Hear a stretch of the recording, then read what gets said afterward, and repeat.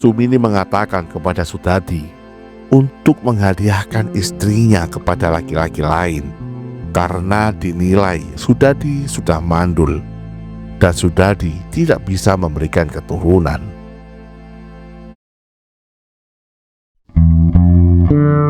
Assalamualaikum warahmatullahi wabarakatuh. Selamat malam untuk semua teman-teman yang mendengarkan podcast kisah nyata di channel kami ini. Semua kisah yang kami bahas di channel ini merupakan rangkuman kisah dan kejadian nyata yang sudah tersaji di beberapa media online maupun media offline. Tujuan kami merangkum kisah ini tidak lain hanya untuk sarana edukasi dan sarana kita untuk lebih berhati-hati dalam menjalani kehidupan sehari-hari, tentunya dalam setiap ucapan maupun tindakan kita nanti di berbagai kondisi. Sebelum teman-teman mulai mendengarkan pembahasan kami, alangkah baiknya teman-teman mempersiapkan diri dengan baik. Persiapkan juga camilan beserta kopi, karena kronologi akan kami beberkan tanpa berasumsi. Selamat mendengarkan.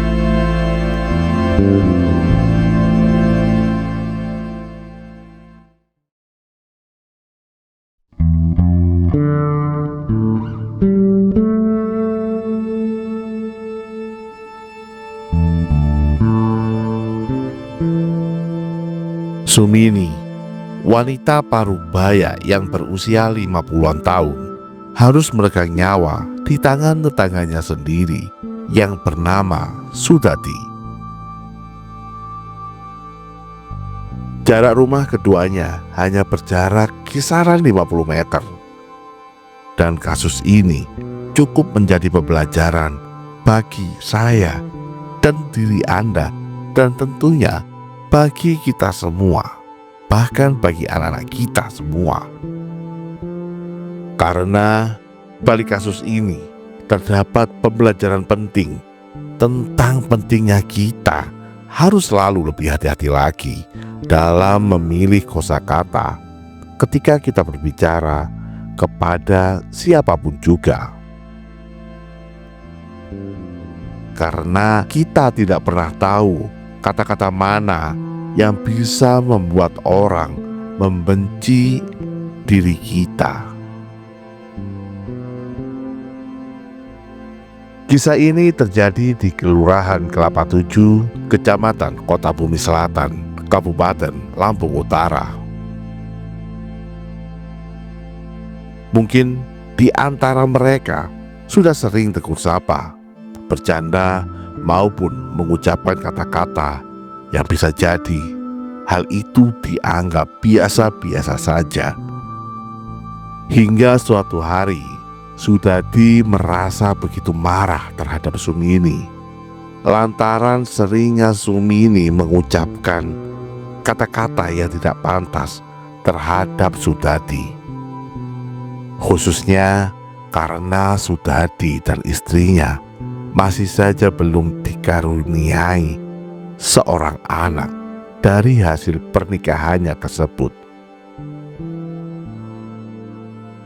Dan hingga suatu hari Sumini sempat melontarkan kata-kata yang amat sangat tidak pantas terlontar dari mulut seseorang.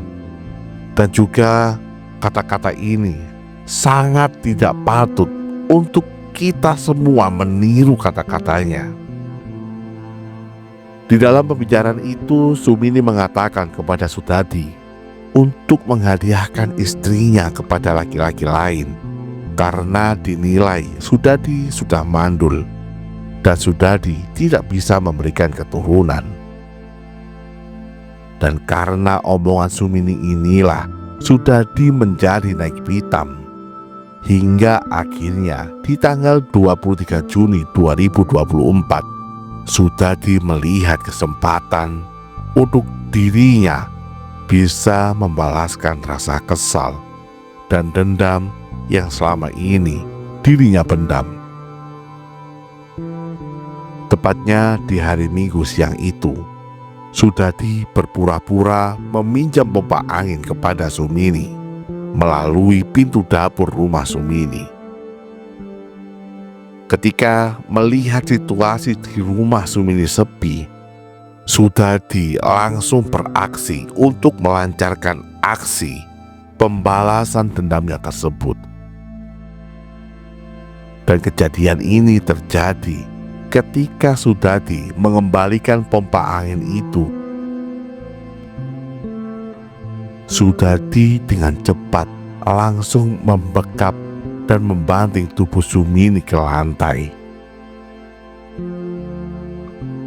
Dan dalam kondisi Sumini yang setengah sadar itu, Sudadi langsung kembali menjerat leher Sumini dengan kabel mikrofon, hingga Sumini tak lagi mampu untuk bernafas. Melihat Sumini sudah tidak lagi bernafas, Sudadi menyeret Sumini ke tempat area sholat di rumah Sumini. Dan di area sholat inilah Sudadi menutup wajah Sumini dengan keset lantai dan menyiramkan air ke tubuh Sumini. Cerditnya lagi, untuk menutupi aksinya tersebut, Sudadi mengacak-acak kamar Sumini dan mengambil perhiasan, uang, serta handphone Sumini agar terkesan bahwa Sumini telah dirampok dan dirinya dibunuh oleh rampok-rampok tersebut. Dan di kebun belakang rumah Sumini ini, Sudadi sempat menghamburkan uang yang dia ambil di lemarinya Sumini tersebut dengan tujuan untuk menutupi aksinya yang telah membalaskan dendamnya. Ya, meskipun 24 jam kemudian Sudadi akhirnya ditangkap polisi. Meskipun sebelumnya Sudadi juga ikut memasang tenda kematian di rumah Sumini sebagai alibi dirinya untuk menutupi aksi pembalasan dendamnya tersebut. Dan ketika Sudadi diinterogasi oleh pihak kepolisian, Sudadi mengaku tidak menyesal sudah melakukan aksi pembalasan dendam tersebut. Karena menurut Sudadi, dirinya sudah puas karena Sudadi sudah memendam lama sekali amarahnya terhadap Sumini. Karena Sumini sering banget mengejek dirinya tidak bisa memberikan anak. Wow, padahal esensinya anak itu bukan dari kita hanya berikhtiar.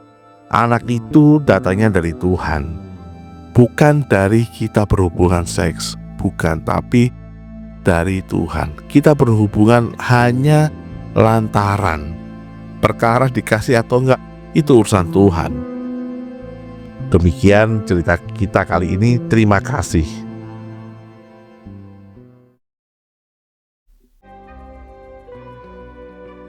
Semoga kejadian seperti ini tidak lagi terjadi di muka bumi ini. Dan semoga Tuhan selalu menjaga kita dan juga keluarga kita dari segala macam mara bahaya, dari segala niat jahat seseorang, dan dari segala tipu daya setan. Amin. Terima kasih teman-teman sudah berkenan menonton dan mendengarkan podcast kami ini. Silakan di-share, di-subscribe, di-like video kami ini. Dan juga tuliskan di kolom komentar, kira-kira kalian mau diceritakan tentang cerita fakta mengenai kasus apa lagi? Silakan tulis di kolom komentar. Sekian, terima kasih. Wassalamualaikum warahmatullahi wabarakatuh.